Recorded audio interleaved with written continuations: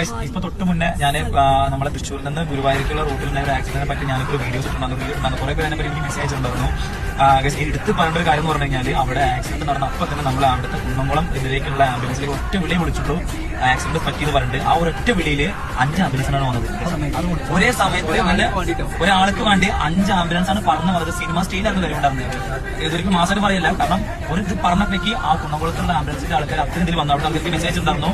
ആ കറക്റ്റ് ആയിട്ട് ആംബുലൻസിന്റെ ആൾക്കാർ കുന്നംകുളം ദയ ഹോസ്പിറ്റലിൽ അവർ എത്തിച്ചിട്ടുണ്ട്. കുറച്ച് ഗുരുതരമാണ് പരിക്കെന്നാണ് പറഞ്ഞത്.